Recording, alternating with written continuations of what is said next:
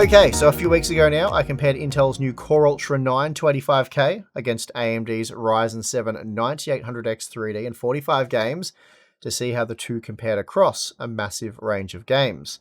The end result was a one-sided beatdown that saw the 9800X 3D delivering 24% more performance on average.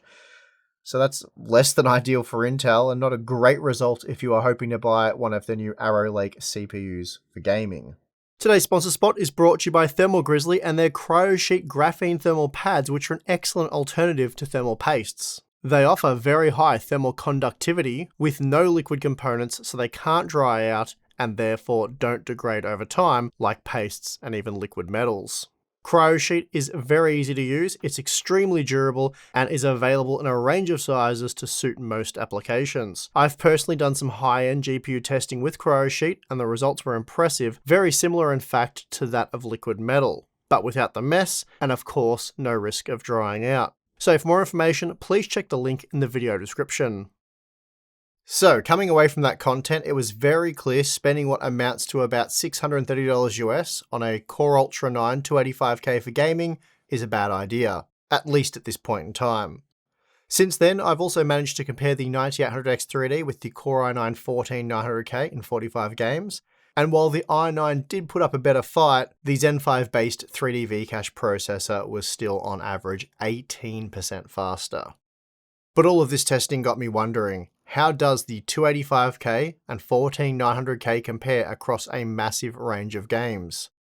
Now, although we've already established that this technically isn't a relevant comparison, as gamers shouldn't be looking at either a Core i9 or Core Ultra 9 processor, but I'm more interested to just see how they compare.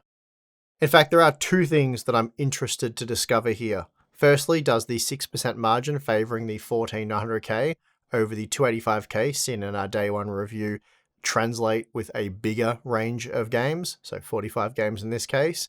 And then secondly, I'd like to establish baseline gaming performance for the 285K in a massive range of games that can be used to measure the progress of any updates. And I guess you could say that I've already done that with the 9800X 3D review, but initially Intel did make their performance parity claims for the 285K with the 14900K. They're also fairly evenly matched overall, though even in the day one review we did see some big swings in either direction. So I think it'll be interesting to see how they compare across a much larger range of games. Now, for testing, all CPU gaming benchmarks will be conducted at 1080p using the GeForce RTX 4090, and if you'd like to learn more why this is actually the best way to evaluate CPU gaming performance for now and in the future, I have a few videos linked in the description that you can watch to learn more. The 14900K has been tested using the Extreme profile with DDR5 7200 memory, while the 285K has been paired with DDR5 8200 memory, and this is the new CU DIMM stuff. And on that note, there seemed to be a lot of confusion surrounding this topic, and a surprising amount of people didn't realize that the DDR5 8200 memory that we paired the Arrow Lake CPUs with for our day one reviews was CU DIMM memory. And they went on to claim that had we used CU DIMM memory, these new Intel CPUs would be much faster, which simply isn't the case anyway. Technically speaking, if you can run CU DIMM and UDIMM memory at the same frequency and timings, the resulting performance will be identical. That's because the advantage of CU DIMM memory is that it can typically more easily achieve higher frequencies while maintaining stability. So that means you should be able to reach much higher speeds with CU DIMM memory, but if both memory types can achieve the same frequency and timings, the performance will also be the same. Anyway, to eliminate the confusion here, we are using CU DIMM memory and have done so since day one. As seen in our day one review, the 285K performs surprisingly well in The Last of Us Part 1. Here it's 17% faster than the 14900K when comparing the average frame rate. Unfortunately, that result is an outlier, as we find it's 8% slower in Cyberpunk, 4% slower in Hogwarts Legacy, and 8% slower in ACC. We are seeing a small performance improvement in Spider-Man though, a 7% uplift in this example. Next we have Baldur's Gate 3, and here the 285K is 6% slower, not a massive margin, but of course any performance regression with the new generation is pretty bad news. It's also 3% slower in Homeworld 3, but it's the 17% performance loss in A Plague Tale Requiem that hits the hardest, and in that example, the 1% lows are down by 32%. Thankfully, performance is very similar in Microsoft Flight Simulator and Starfield. So not great news, but I guess I'm thankful we're not looking at a performance regression in those examples. Moving on to Horizon Forbidden West, the 285K was 7% faster than the 14900K, so a rare uplift here, though sadly it was 10% slower in Horizon Zero Dawn.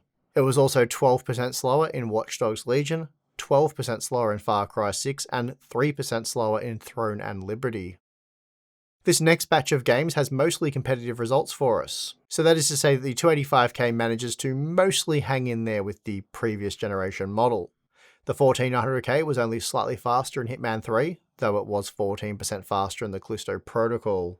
Then we have a tie for Shadow of the Tomb Raider, a small 7% win for the 14900K in Halo Infinite, and then comparable results in Warhammer 3. Next up, we have Call of Duty Black Ops 6, where the 14900K and 285K were neck and neck, allowing for 296 FPS. The 285K was just 4% slower in Borderlands 3 and 13% slower in the Riftbreaker. Then we have Remnant 2, where performance was near enough that you could call it identical, followed by Star Wars Jedi Survivor, where the 285K was 5% slower. The 285K doesn't fare that well in War Thunder, coming in 19% slower than the 14900K, but it was 6% faster in Skull and Bones, so I guess there's that. We're then looking at comparable performance in Returnal, along with Ratchet & Clank Rift Apart, and then a 6% performance loss in Dying Light 2. This next batch of results sees the 285K coming in slower than the 14900K in all 5 examples. It was just 4% slower in Forza Horizon 5, but 17% slower in Forza Motorsport and 13% slower in Gears 5. Ghost of Tsushima has mixed results for us. The 285K was 2% slower and looking at the average frame rate, but 9% faster for the 1% lows. Sadly, however, that strong 1% low performance can't be replicated in Hunt Showdown. Here the average frame rate dropped by 3%, and the 1% lows by a massive 22%. Our next batch of results shows more of the same really. The 285K was 6% slower in World War Z, 5% slower in F124, 6% slower in Rainbow Six Siege, and similar performance was seen in Counter-Strike 2. Then we have Fortnite, which sadly still does not work on any of the new Arrow Lake CPUs. The game just freezes and locks up the entire system due to a compatibility issue with Easy Anti-Cheat. Intel is aware of this issue, but so far a fix has not been issued. Finally, we have the last 5 games tested, and again, we have more results where the 285K is at best slightly slower than the 14900K. For example, it was 5% slower in Assassin's Creed Mirage, just 8% slower in Valhalla, though the 1% lows were horrible. So the best case result really can be seen in Space Marine 2, where performance was much the same overall. Then we see a 6% loss in Star Wars Outlaws, and up to a 15% loss in Dragon Age. Okay, so in our day 1 review, the 14900K was 6% faster on average, though the average was calculated a little bit differently using the geomean. Point is though, the 14900K is still faster, 5% across a 45 game sample, with a number of significant results and very few examples where the 285K is actually faster. The best result for the 285K was found in The Last of Us Part 1, but outside of that, there isn't really much we can point to. Meanwhile, the 14900K was faster by double digits in 9 of the games tested and 20% or more in 3 of them. So there you have it, confirmation of what we discovered when we first tested the Core Ultra 9 285K. It's around 5% slower than the 14900K for gaming, but it can at times, unfortunately, be much slower than that. In terms of overall gaming performance, the 285K sits between the 12900K and 14900K, which I guess you can claim is a decent result given how little power it uses when compared to those parts. But a performance regression from the previous generation isn't something consumers like to see. Even if there are massive power savings on offer, and in this specific example, the power efficiency improvements are largely irrelevant, given AMD is offering considerably better gaming performance while using even less power.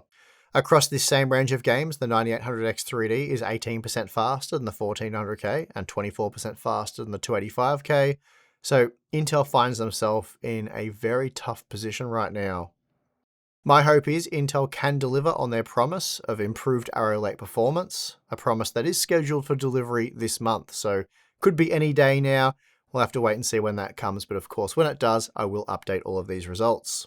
And if they can at least match the 14900K's gaming performance, that'll help a lot, as productivity performance and power consumption is already pretty solid. Though I think for parts like the 25K to become truly viable options, Intel not only needs to address the gaming performance and compatibility issues, but also reduce the price. $630 US is just too much for what the Core Ultra 9 offers. That said though, I'm not sure Intel plans on actually selling these things. They don't appear to have made that many of them, and resupplies have been almost non-existent, at least over in the US for example, which is an odd situation given demand is pretty low anyway. So based on that, you would think buying one in the US would be relatively easy. Over here in Australia though, it is actually pretty easy to get your hands on a 25K, as most retailers appear to have stock. Though I'm not surprised given the asking price. It's 1,100 Australian dollars. And for context, the 9950X, that costs $970, so it's quite a bit cheaper. Now just lastly, I would like to reiterate that the 285K was benchmarked using CUDIM memory. So we are testing Arrow Lake in its most optimal out-of-the-box configuration. Also, speaking of CUDIM memory, it's not a silver bullet for Arrow Lake. It doesn't radically boost performance over regular memory. In fact, as I noted earlier, given the same frequency and timings, it doesn't boost performance at all. That's probably a good thing, as CUDIM memory is both hard to find and very expensive. Most DDR5 8000 CUDIM kits cost north of $300 US, which is absolutely absurd. Though I have seen an 8200 kit with similar speeds to that of the kit we use for testing, retailing for just shy of $200 US, which is still insane, but a lot better than $300. And for reference, the memory I used to test the 9800X3D cost just $110 US for a 32GB kit. If you were to buy an Arrow Lake CPU, my advice is to pick up a DDR5 7200CL34 kit for around $120 US. Performance is near enough identical to those premium 8200 CUDIM kits for a fraction of the price. Anyway, that is going to do it for this video. I will of course revisit all of this testing once Intel rolls out their fix, which should be happening later this month. But until then, I guess all you can do is like and subscribe. So go ahead and do that right now. You can do that while I'm talking. And I can tell you about some more great things you can do. You can hit the join button or go to our Patreon account. Links are in the video description.